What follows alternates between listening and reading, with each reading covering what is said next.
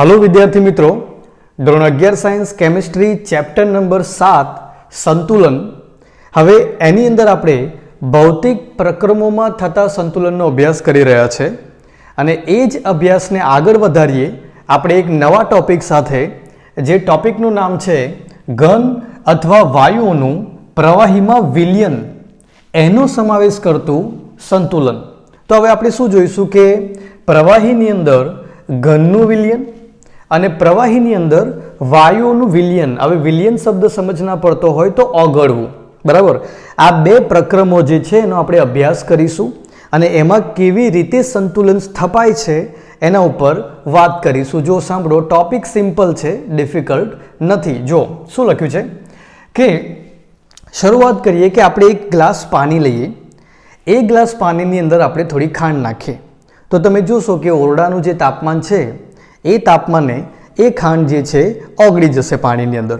પછી તમે વધારે ખાંડ નાખો, હજી વધારે ખાંડ નાખો, હજી વધારે ખાંડ નાખો તો એ ખાંડ જે છે એક નિશ્ચિત હદ સુધી તેમાં ઓગળશે।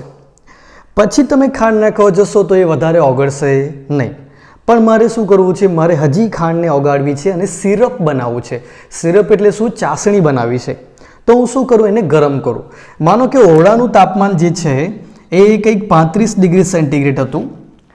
આ જગ્યા પર જેટલી ખાંડ ઓગળી એટલી ઓગળી। પછી મેં શું કર્યું? ગરમ કર્યું અને 45 ડિગ્રી તાપમાન જે છે, બરાબર, ત્યાં સુધી લઈ ગયો। થોડું વધારે ગરમ કરી તો એની અંદર પણ શું થયું? વધારાની ખાંડ જે છે એ ઓગળી, એટલે મેં અહીંયા આગળ સિરપ બનાવી દીધું, બરાબર। હવે જો આ સિરપને પાછું ઠંડુ પાડવા દઉં, એટલે હવે આને ગરમ કરવાનું બંધ કરી દઉં અને પછી જ્યારે આ સિરપ જેમાં વધારે ખાંડ ઓગળેલી છે એને જ્યારે હું ઠંડુ પાડવા દઉં અને જ્યારે એ ઠંડુ પડતું રૂમ ઓરડાના તાપમાને આવશે ત્યારે તમે એની ઉપર જોશો કે ખાંડ જે છે, પેલી વધારાની ખાંડ જે ઓગળી હતી એ ખાંડ જે છે સ્ફટિકીકરણ પામીને ઘન સ્વરૂપે આપણને જોવા મળે છે, બરાબર। તો આ શું થયું? આ પ્રકારે જો શું, એનો મતલબ શું થયો કે 35 ડિગ્રી ઉપર, એટલે ઓરડાના તાપમાને તમે એક નિશ્ચિત જથ્થાથી વધારે ખાંડ ઓગાળી જ ના શકો। જો આપણે થોડું તાપમાન વધારી પછી આપણે એને વધારે ઓગાળવાનો પ્રયત્ન કર્યો, આપણે એની ચાસણી બનાવી, પણ ફરી પાછું જ્યારે ઠંડુ પાડ્યું અને જેવું આ તાપમાન આવ્યું ત્યારે એટલો જ જથ્થો અંદર ઓગળેલો રહ્યો જેટલો એ તાપમાન પર હોવો જોઈએ। એટલે લખ્યું છે કે આપેલા તાપમાને આપણે વધારે પદાર્થ ઓગાળી શકીએ નહીં અને આપેલા તાપમાને આવા દ્રાવણને સંતૃપ્ત દ્રાવણ કહેવામાં આવે છે। એનો મતલબ કે અહીંયા જે ખાંડનો જથ્થો ઓગળ્યો, બરાબર, ત્યાં આગળ આ દ્રાવણ થઈ ગયું સંતૃપ્ત। પછી એનાથી વધારે જે છે જથ્થો તે આ તાપમાને ઓગળી શકશે નહીં। પછી જો વધારે જથ્થો તમારે ઓગાળવો હોય તો તમારે શું કરવું પડશે? તાપમાન વધારવું પડશે, તો તમને વધારે જથ્થો પછી દ્રાવણમાં તમે ઓગાળી શકો। પણ આપણે અહીંયા એ વાત નથી કરવાની। આપણે શું વાત કરવાની છે કે માનો કે મેં ગરમ કર્યા પછી મેં અહીંયા સિરપ એટલે ચાસણી બનાવી। હવે એ ચાસણીને હું ઠંડી પાડું છું। ઠંડી પાડીશ તો મને ધીરે ધીરે એ દ્રાવણની અંદર શું, ખાંડનું સ્ફટિકીકરણ એટલે ખાંડના નાના નાના કણો જે છે છૂટા પડતા જોવા મળશે। હવે આ દરમિયાન જે દ્રાવણની સ્થિતિ છે તેને કહેવાય છે સંતૃપ્ત દ્રાવણ। શું કહેવામાં આવે છે? સંતૃપ્ત દ્રાવણ।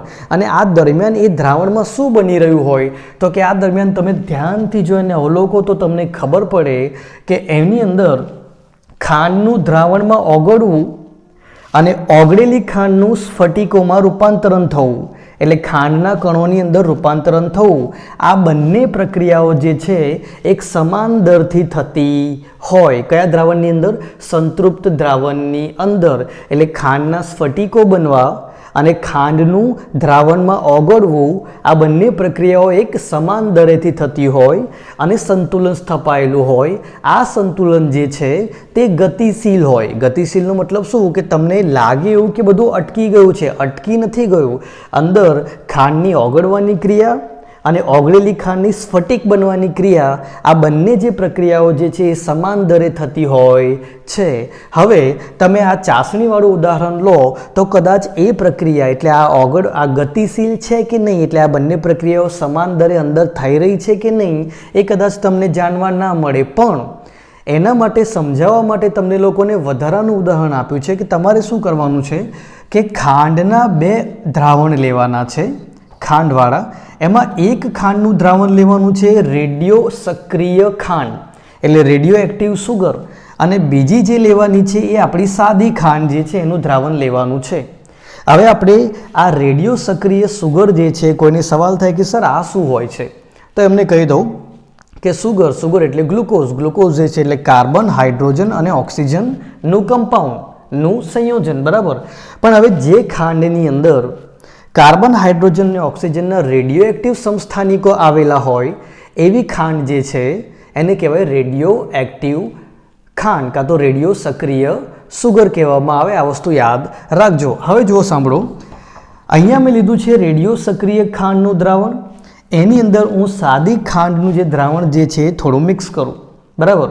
હવે મિક્સ કર્યા પછી શું થશે જુઓ, તો કે રેડિયો સક્રિય ખાંડના અણુઓ જે છે એ સાદા દ્રાવણમાં, અને સાદા દ્રાવણના જે અણુઓ જે છે એ રેડિયો સક્રિય ખાંડના દ્રાવણની અંદર શું થશે, આપ લે થવાની ચાલુ થશે, એટલે આવન જાવન ચાલુ થશે. અને એક સ્થિતિ આવશે જ્યારે આ બંને પ્રક્રિયાઓ વચ્ચે સંતુલન સ્થપાઈ જશે, બરાબર.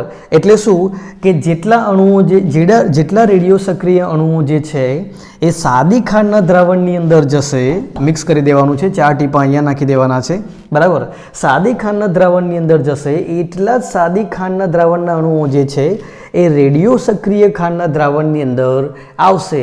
આ બંને પ્રક્રિયાઓ જે છે એક સમાન દરથી થતી હોય છે, અને એ સમયે તમે જોશો તો તમને એવું જોવા મળશે કે બંને દ્રાવણોની અંદર રેડિયો સક્રિય ખાંડ જે છે એ જોવા મળી. તો જો વિચાર કરો કે પહેલાં તો આપણે એવું હતું નહીં, પહેલાં જે એક દ્રાવણ લીધું હતું એ રેડિયો સક્રિય હતું, અને બીજું દ્રાવણ જે લીધું હતું એ તો રેડિયો સક્રિય ખાંડવાળું નહોતું. તો પણ આ બંને દ્રાવણોની અંદર હવે આ રેડિયો સક્રિય ખાંડના અણુઓ આવ્યા કેવી રીતે? તો જ્યારે આપણે એ બંનેને મિક્સ કર્યા ત્યારે એમની વચ્ચે જે છે એ શું થયું, સંતુલન સ્થપાયું. શેની વચ્ચે સંતુલન સ્થપાયું કે ભાઈ રેડિયો સક્રિય ખાંડનું જે દ્રાવણ હતું એના અણુઓ જે છે કયા ગયા, સાદા દ્રાવણ તરફ ગયા, અને સાદી ખાંડના જે દ્રાવણ હતા એના અણુઓ જે છે એ રેડિયો સક્રિય ખાંડના દ્રાવણ તરફ આવ્યા. અને આ રીતે એ મિક્સરમાં તમને બંને દ્રાવણની અંદર રેડિયો સક્રિય ખાંડ જોવા મળી. આ એક પ્રયોગ હતો જે એ ચેક કરતો હતો કે અંદર પ્રક્રિયાઓ ચાલુ જ રહી છે, એટલે આ જે સંતુલન સ્થપાય છે એ ગતિશીલ સંતુલન છે કે નહીં એ ચેક કરવા માટે આ પ્રયોગ તમને આપેલો છે. તો આ છે પ્રવાહીમાં ઘન વિલયનનું સંતુલન, બરાબર. હવે આપણે જોવાનું છે કે પ્રવાહીમાં વાયુઓ. આ ઉદાહરણ જે છે એકદમ સિમ્પલ છે, આપણા ડેલી લાઈફનું ઉદાહરણ છે, કેમ કે આપણે બધા જ ક્યારે ને ક્યારે કોલ્ડ ડ્રિંક્સ તો પીતા જ હોઈએ છીએ. હવે કોલ્ડ ડ્રિંક્સને તમે વિચાર કરો કે એ જે સોડા વોટર જે છે એની અંદર કાર્બન ડાયોક્સાઇડ વાયુ જે છે એ કેવી રીતે ભરવામાં આવે છે, દબાણપૂર્વક. સાંભળજો, સોડા વોટરમાં કાર્બન ડાયોક્સાઇડ જે વાયુ જે છે એને દબાણ આપીને એક સંતુલન સ્થિતિ પેદા કરવામાં આવે છે, બરાબર. દબાણ હેઠળ એ વાયુને સોડા વોટરની અંદર જે છે શું કરવામાં આવે છે, ઓગાળવામાં આવે છે, અને એવી સંતુલન સ્થિતિ પ્રાપ્ત કરાવવામાં આવે છે કે એની અંદર ઓગળતા અણુઓ અને વાયુ સ્વરૂપની અંદર રહેતા અણુઓ વચ્ચે શું હોય, સંતુલન સ્થપાયેલું હોય. અને એટલા માટે તમે આ સોડા વોટરની બોટલ જોશો ને તો તમને એની અંદર નાના નાના બબલ્સ જે છે, પેલા પરપોટા જે છે ઉપર નીચે થતા જોવા મળશે. અને એ દરમિયાન પણ સેમ વસ્તુ. પણ હવે સવાલ એ ઉઠે કે સર આ જે સંતુલન બનાવવામાં આવે છે એની પાછળ શું કામ કરે છે, કયો લોજિક કામ કરે છે? તો જો સાંભળો, અહીંયા લખ્યું છે હેનરીના નિયમનું એક વિધાન, બરાબર.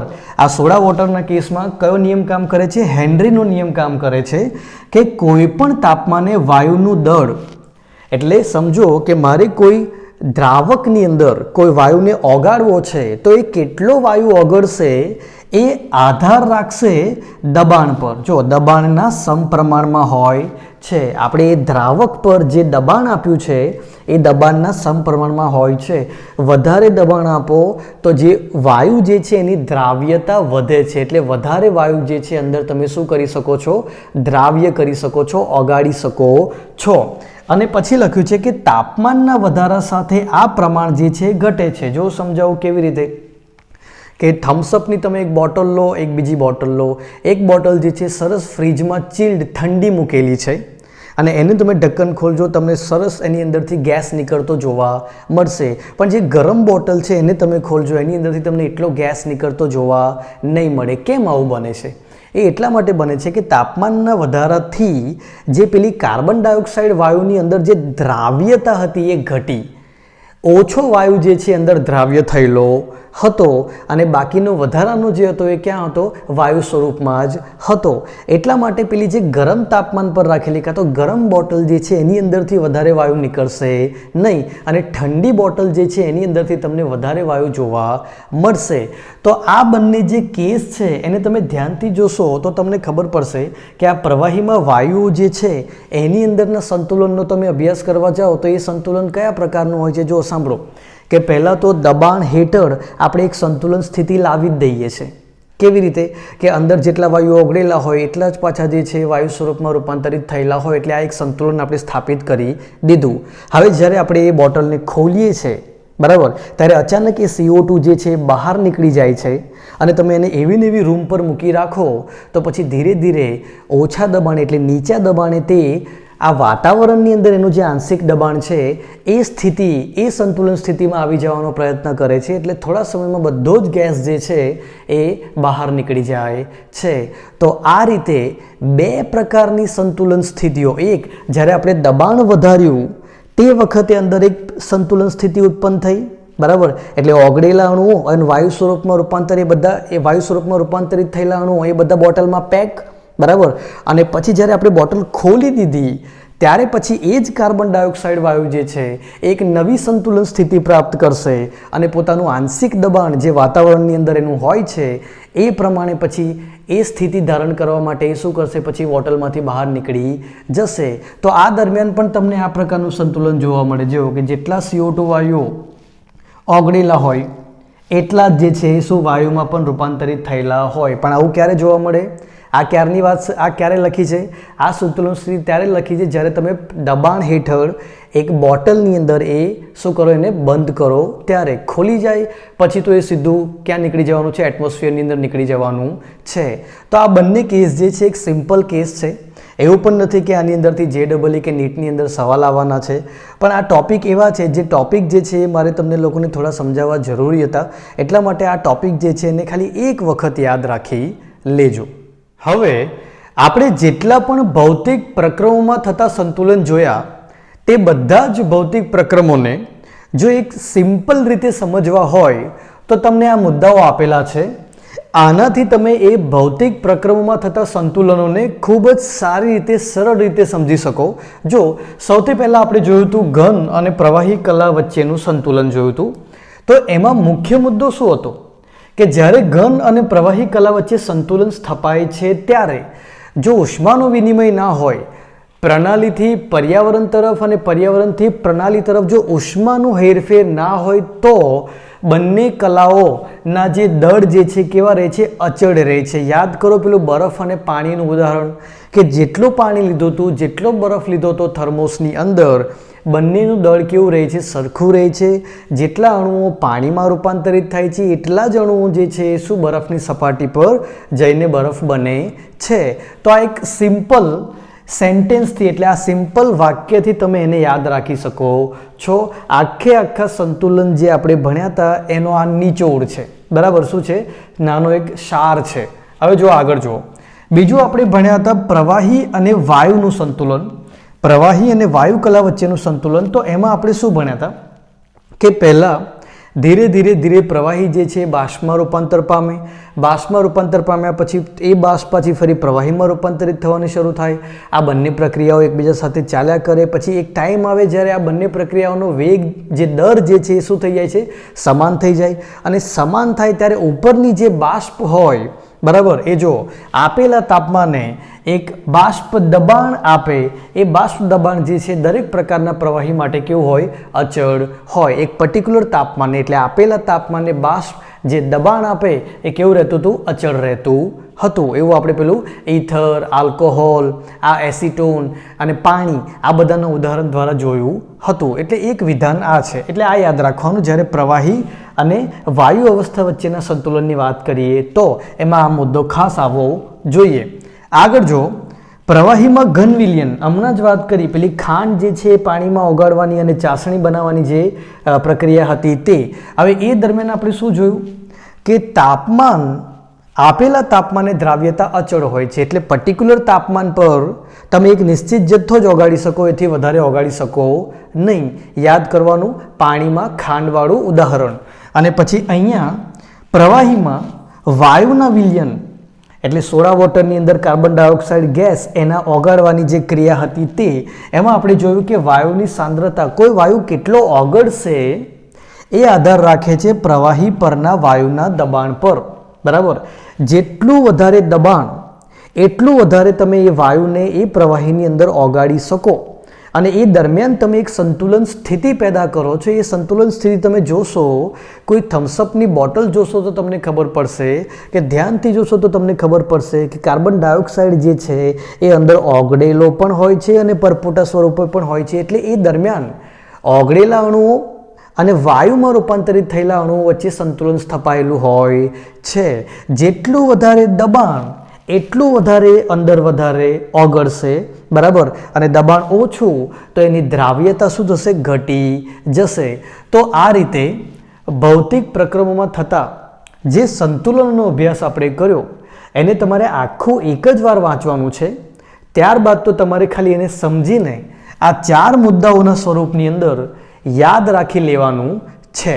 અને હવે જોઈએ ભૌતિક પ્રક્રમોને સમાવતા સંતુલનની કેટલીક સામાન્ય વિશિષ્ટતાઓ. એટલે આપણે આ જેટલા પણ ભૌતિક પ્રક્રમો જોયા, જેનો અભ્યાસ કર્યો, ભૌતિક પ્રક્રમોમાં થતા સંતુલનોનો જે અભ્યાસ કર્યો, એ સંતુલનોની કેટલીક ખાસિયતો છે. શું છે? કેટલીક વિશિષ્ટતાઓ. બસ એ વિશિષ્ટતાઓ જે છે આપણને આ રીતે આપવામાં આવી છે. હવે ધ્યાનથી સાંભળજો. આ જે સવાલ જે છે એ સ્કૂલની એક્ઝામમાં થિયરી સવાલ તરીકે આવી શકે છે. એટલે આવા જે સવાલ જે છે એને સ્કૂલ એક્ઝામ અને બોર્ડ એક્ઝામ હોય, બોર્ડ એક્ઝામ એટલે તમારી 11મા ધોરણની જે એક્ઝામ જે છે એની માટે તૈયાર કરવાના. અને હવે જોઈએ આપણે કે આ જેટલા પણ આપણે ભૌતિક પ્રક્રમો જોયા એ બધા ભૌતિક પ્રક્રમોમાં જે સંતુલનો સ્થપાયા એ સંતુલનોની કેટલીક વિશિષ્ટતાઓ. તો આ સંતુલનોની અંદર જ આપણે જોયું છે આ બધી વસ્તુ. બસ એને આપણે આ પોઈન્ટમાં સમજવાનું છે. જો આપણે શું જોયું કે ભાઈ આપેલા તાપમાને બંધ પ્રણાલીમાં જ સંતુલન શક્ય છે. હમણાં જ પેલા સોડા વોટરવાળી વાત કરી લીધી. બરાબર, કે એમાં આપણે દબાણ હેઠળ ઉપરથી બોટલ જે છે એનો બુચ બંધ કરી દઈએ, તે વખતે વાયુના અણુઓ જે છે એની દ્રાવ્યતા એટલે ઓગળેલા અણુઓ અને વાયુમાં રૂપાંતરિત થયેલા અણુઓ એ બંને વચ્ચે સંતુલન સ્થપાયેલું હોય છે. ખુલ્લી પ્રણાલીમાં એ શક્ય નથી. બરાબર, એ જ રીતે યાદ કરો, આપણે જ્યારે પેલું ઉદાહરણ લીધું હતું કે પેલું કેલ્શિયમ ક્લોરાઇડ વડે કાચની પેટીને પહેલાં નિર્જળીકરણ કરી લીધું હતું અને ત્યારબાદ એમાં પાણી મૂક્યું હતું. બરાબર, અને પાણીની જે બાષ્પ જે છે એના દ્વારા બાષ્પ દબાણ મળ્યું હતું. પણ આ જ વસ્તુ તમે જો ખુલ્લા વાતાવરણમાં કરો તો પાણી ઉડી જશે. બરાબર, પાણીનું બાષ્પીભવન થઈ જશે, ત્યારે તમને બાષ્પ દબાણ મળશે જ નહીં. બરાબર, કેમ કે ઉપરના ભાગે કોઈ બાષ્પ જમા થશે જ નહીં. કેમ કે એવા કેસની અંદર પાણીના અણુઓ બાષ્પ બને અને આટલા મોટા અવકાશની અંદર વિખેરાઈ જાય, એટલે તમને એ સમયે બાષ્પ દબાણ મળતું નથી. એટલે યાદ રાખજો કે સંતુલનોનો અભ્યાસ કરો. ભૌતિક પ્રક્રમોની અંદર જે સંતુલનો સ્થપાય છે એ ફક્ત બંધ પ્રણાલીમાં જ તમને જોવા મળે છે. આગળ, બંને એકબીજાથી વિરુદ્ધ પ્રક્રમો સમાંતરે થાય છે અને ત્યાં ગતિશીલતા હોય છે, છતાં પણ સ્થાયી પરિસ્થિતિ હોય છે. હવે આમાં બરફ અને પાણીવાળું ઉદાહરણ ધ્યાનમાં લો કે એમાં પાણીમાંથી બરફ બનવું અને બરફમાંથી પાણીમાં રૂપાંતરિત થવું, આ બંને જે એકબીજાની વિરુદ્ધ ક્રિયાઓ જે છે એ સમાંતરથી થાય છે. અને એટલી સમાન થાય છે કે આપણને એવું લાગે જાણે કંઈક થઈ જ નથી રહ્યું. એટલે પરિસ્થિતિ આપણને કેવી લાગે? સ્થાયી પરિસ્થિતિ લાગે. પણ વાસ્તવમાં અંદર જોવા જઈએ તો એમાં ગતિશીલતા હોય છે. એમાં પાણીના અણુઓ જે છે એ બરફમાં રૂપાંતરિત થતા હોય છે અને બરફના અણુઓ જે છે એ પાણીમાં રૂપાંતરિત થતા હોય છે. એટલે આ બીજી વિશિષ્ટતા છે, બીજી ખાસિયત છે. ત્રીજું નંબર, પ્રણાલીના બધા જ માપી શકાય તેવા ગુણધર્મો અચળ રહે છે. તમે સંતુલન જેટલા પણ સંતુલનો હમણાં ભણ્યા એનો અભ્યાસ કરીને જુઓ. આપણે શું લખતા હતા? આપણે પહેલા જ કેસમાં લખતા હતા પેલું ઘન અને પ્રવાહી વખતે શું લખતા હતા? બરાબર, કે પેલું દળ જે છે, બરફનું દળ, પાણીનું દળ કેવું રહે છે? અચળ. પછી બીજા કેસમાં આપણે લખ્યું બાષ્પ દબાણ કેવું રહે છે? અચળ. પછી ત્રીજા કેસમાં લખ્યું આપણે દ્રાવ્યની સાંદ્રતા કેવી રહી છે? અચળ. તો એનો મતલબ શું કે સંતુલન સમયે પ્રણાલીના માપી શકાય તેવા બધા જ ગુણધર્મો કેવા રહે છે? અચળ રહે છે. પછી આ અને આ એ પણ સાથે જોડાયેલા જ છે. જો જ્યારે સંતુલન ભૌતિક પ્રક્રમ માટે મેળવાય, ભૌતિક પ્રક્રમમાં જ્યારે પણ સંતુલનની સ્થિતિ ઊભી થાય ત્યારે આપેલા તાપમાને તેના કોઈ પણ એક પરિબળના અચળ મૂલ્યથી વિશિષ્ટતા દર્શાવે છે. જો કોઈ ભૌતિક પ્રક્રમની અંદર ક્યારે ખબર પડે કે સંતુલન આવી ગયું? બરાબર, તો કોઈ એક પરિબળ એવું હોય જે અચળ થઈ જતું હોય. દાખલા તરીકે પેલા બાષ્પ દબાણવાળા કેસની અંદર શરૂઆતમાં બાષ્પ દબાણ વધ્યું, પછી એનો વધારો થોડો ધીમો પડ્યો અને પછી એક સમય એવો આવ્યો કે બાષ્પ દબાણનું મૂલ્ય જે છે અચળ થઈ ગયું. એટલે અચળ બાષ્પ દબાણના મૂલ્ય દ્વારા આપણને ખબર પડી કે અહીંયા સંતુલન આવી ગયું છે. એ જ વસ્તુ અહીંયા લખ્યું છે. જો કે જ્યારે સંતુલન ભૌતિક પ્રક્રમ માટે મેળવાય છે ત્યારે આપેલા તાપમાને તેનો કોઈ પણ એક પરિબળ, બરાબર, પેલા વાયુના કેસમાં શું હતું? સાંદ્રતા હતી. બરાબર, એવી જ રીતે અને પછી પાણી અને બરફના કેસમાં શું હતું? તેનું દળ અચળ થઈ ગયું હતું. બરાબર, એટલે કોઈ એક પરિબળ જે છે એ અચળ મૂલ્યથી શું દર્શાવે છે? વિશિષ્ટતા દર્શાવે છે, જે આપણને ખ્યાલ આપે છે કે હવે સંતુલન સ્થપાઈ ગયું છે. આગળ કોઈ પણ તબક્કે આવી રાશિની માત્રા સૂચવે છે કે ભૌતિક પ્રક્રમ કેટલો આગળ વધ્યો છે. હવે જો સાંભળો, દાખલા તરીકે આ હમણાં જે રાશિની વાત કરીએ છીએ, જે અચળ મૂલ્યથી વિશિષ્ટતા દર્શાવે છે એની જ વાત કરી છે. હવે આવી રાશિનું મૂલ્ય જે છે એ વધારે વધારે વધારે વધારે મળે તો સમજવાનું કે આ પ્રક્રમ એટલે આ પ્રક્રિયા જે છે એ ઘણી આગળ વધી ગઈ છે. અને આવી રાશિનું મૂલ્ય તમને ઓછું મળે તો સમજવાનું કે આ પ્રક્રિયા હજી એટલી બધી આગળ વધી નથી. એટલે અહીંયા એવું લખ્યું છે કે કોઈ પણ તબક્કે આ રાશિ જે છે એટલે જે અચળ મૂલ્યથી વિશિષ્ટતા દર્શાવતી જે રાશિ જે છે એનું મૂલ્ય શોધી લેવાનું. એ કેટલું છે? ચલો અચળ તો ખરું, પણ કેટલું મૂલ્ય? જો એ વધારે મૂલ્ય હોય તો સમજવાનું કે આ પ્રક્રિયા ઘણી આગળ વધી ગઈ છે, અને ઓછું હોય તો સમજવાનું કે આ પ્રક્રિયા જે છે થોડેક જ આગળ વધી છે અને સંતુલન સ્થપાયું છે. તો આવી રીતે તમારે 5 વિશિષ્ટતાઓ જે ભૌતિક પ્રક્રમોના સંતુલનોની અંદર જોવા મળી એની સ્ટડી કરવાની છે ઉદાહરણ સાથે. ઉદાહરણ જે હું બોલ્યો તે એ પણ ધ્યાનમાં રાખીને સમજવાનું છે. અને આની એક પરફેક્ટ નોટ બનાવી લેજો. કેમ કે આ સવાલ જે છે આવી જ રીતે આ જ રીતે લખવાનું તમારી સ્કૂલ એક્ઝામ્સની અંદર પૂછી શકવાના ચાન્સીસ ખરા અને ખરા. અને 2-3 સેકન્ડ વધારે ઊભો રહું છું આ તમે લખી શકો એટલા માટે.